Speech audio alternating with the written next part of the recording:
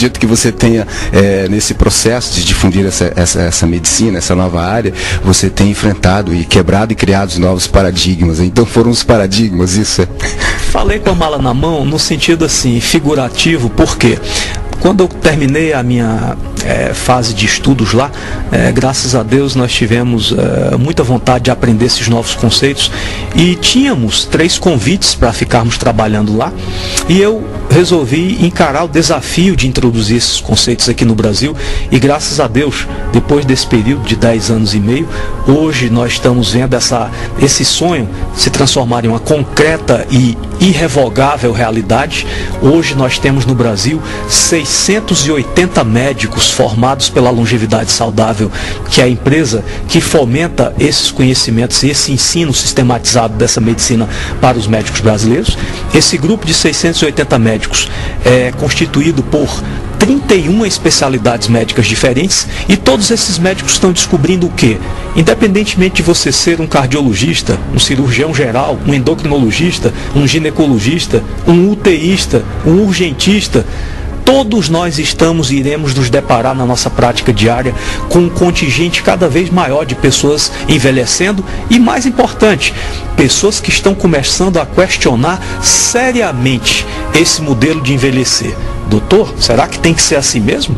Será que eu tenho que ter 55 anos e estar com a barriga desse tamanho, estar padecendo de diabetes, estar sofrendo de hipertensão, estar com depressão, não ter mais desejo sexual, um cansaço tremendo, a queda da performance mental?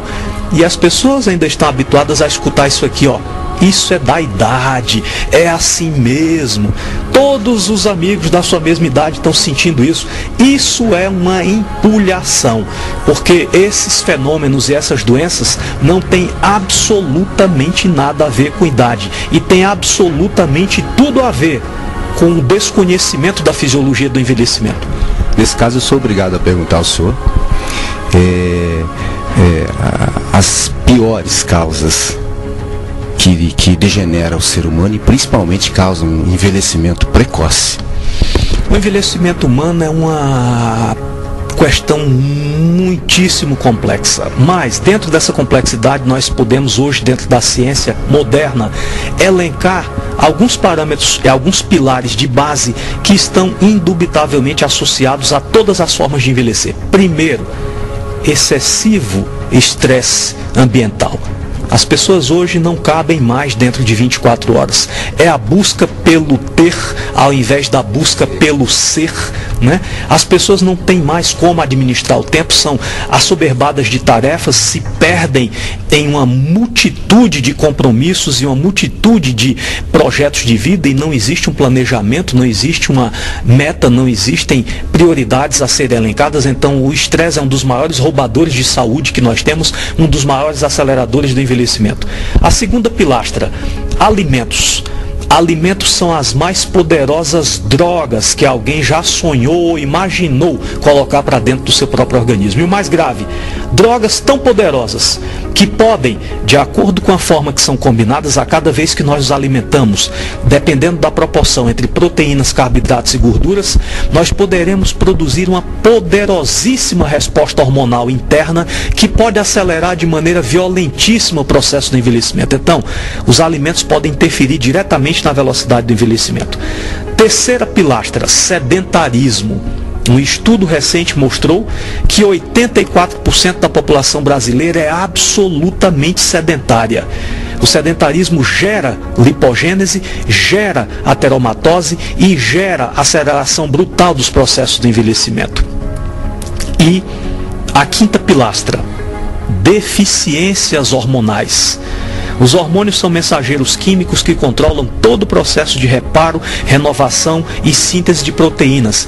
É através dos hormônios que nós somos capazes de substituir células que já estão gastas, modular sistemas metabólicos que não estão funcionando, renovar elementos químicos dentro do nosso organismo. Acontece que a natureza nos dota com a capacidade limitada de produzir essas substâncias. A partir de 30 anos, o nosso organismo vai paulatinamente reduzindo a capacidade endógena de produção hormonal. E o que é que vai acontecer com isso aí? Imaginemos que os hormônios são a moeda que nós depositamos na nossa conta bancária. existem dois tipos de moeda. Os hormônios que constroem reações dentro do nosso organismo, nós chamamos de hormônios anabólicos, e os hormônios que destroem reações químicas dentro do nosso organismo, nós chamamos catabólicos. Então fica muito simples vocês entenderem. Até 30 anos de idade, a quantidade que nós produzimos de hormônios anabólicos, ou seja, os depósitos da nossa conta metabólica de vida, o catabolismo vai ser paulatinamente maior do que o anabolismo. O que é que significa isso? Minha conta metabólica vai ter cada vez mais saques e cada vez menos depósitos. E hoje nós sabemos de uma coisa: os hormônios não caem porque nós envelhecemos. Nós envelhecemos porque os hormônios caem. E para que vocês tenham uma ideia, nós seres humanos, ao longo do nosso processo de envelhecimento, somos suscetíveis a desenvolvermos quedas e declínios em mais de 2 dezenas de hormônios diferentes. São mais de 20 hormônios que nós podemos ter em queda ao longo do nosso envelhecimento. E quanto menor a minha capacidade de produzir hormônio, não só eu envelheço mais, como eu engordo mais, como eu aumento as minhas chances de câncer. Porque quanto menos hormônio o indivíduo tem, menor renovação celular, menor apoptose de células aberrantes. E o que é que significa isso? Menor vigilância a transformações anômalas dentro do nosso organismo. Então, eu diria para vocês o seguinte: é o equilíbrio entre todos esses pilares que vai fomentar a possibilidade de um envelhecimento saudável. Uma pergunta bem simples, acho que bem básica. O nosso organismo é regido por quais hormônios ou quantos hormônios? Olha, o ser humano é uma máquina tão fantástica que, se eu contar algumas coisas a vocês aqui, talvez até vocês duvidem. A cada segundo de vida que um ser humano tem, cerca de 1,5 milhão de reações metabólicas ocorrem simultaneamente no nosso organismo a cada segundo de vida. E o detalhe: nenhuma dessas reações pode ter hegemonia e harmonia se não existirem os maestros que comandam esse processo, chamados hormônios. E dentro desse grupo de hormônios, nós temos mais de 3 centenas de hormônios dentro do nosso organismo que modulam direto ou indiretamente esse processo.